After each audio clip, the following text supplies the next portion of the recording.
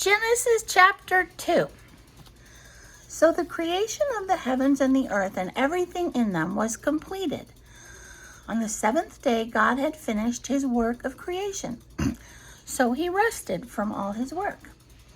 And God blessed the seventh day and declared it holy, because it was the day when he rested from his work of creation. It doesn't say if it was Saturday or Sunday, it just says the seventh day. This is the account of the creation of the heavens and the earth. When the Lord God made the earth and the heavens, neither wild plants nor grains were growing on the earth, for the Lord God had not yet sent rain to water the earth. But then he did, as we read in chapter 1. And there were no people to cultivate the soil, not yet.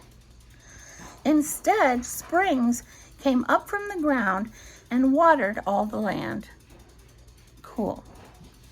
Then the Lord God formed the man from the dust of the ground. He breathed the breath of life into the man's nostrils, and the man became a living soul or person. This is the New Living Translation.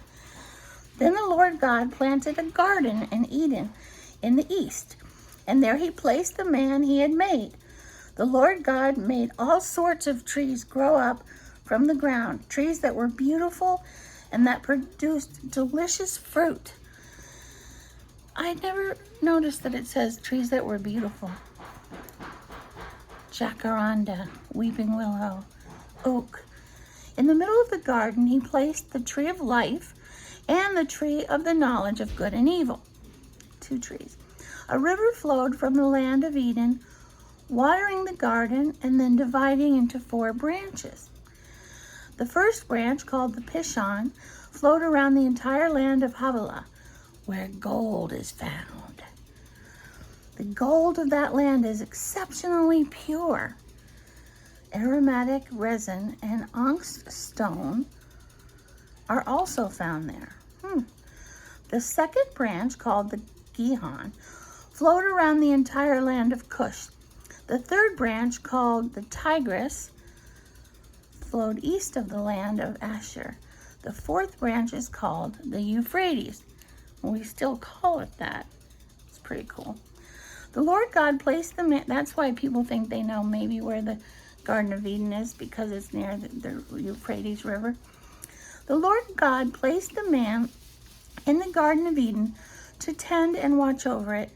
But the Lord God warned him, "You may freely eat the fruit of every tree in the garden, except the tree of the knowledge of good and evil. If you eat its fruit, you are sure to die."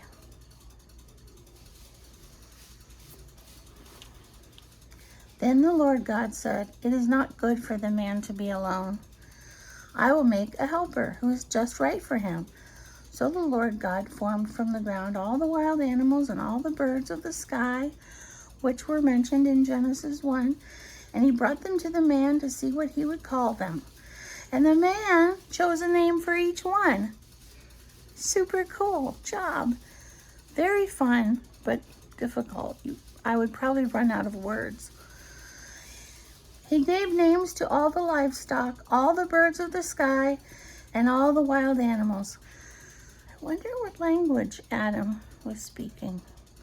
But still there was no helper just right for him. So the Lord God caused the man to fall into a deep sleep. And while the man slept, the Lord God took out one of the man's ribs and closed up the opening. Then the Lord God made a woman from the rib, and he brought her to the man. "At last," the man exclaimed, "this one is bone from my bone and flesh from my flesh. She will be called Whoa, Man." I stole that from my son-in-law's grandfather.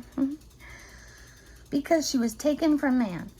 This explains why a man leaves his father and mother and is joined to his wife, and the two are united into one. So romantic. Now the man and his wife were both naked, and they felt no shame. Just like little kids. That is Genesis 2. So look at this. Here is, oh, I just spilled water. This came from the dirt in my backyard. Can you believe that? How can you not believe in God? And this, look at this. Look at this. How beautiful is that? Yeah, from the dirt. Yay, Jesus! Oh, there's a handstand. That was done by an artist named Victoria, actually. Okay, we're going to read Matthew 2.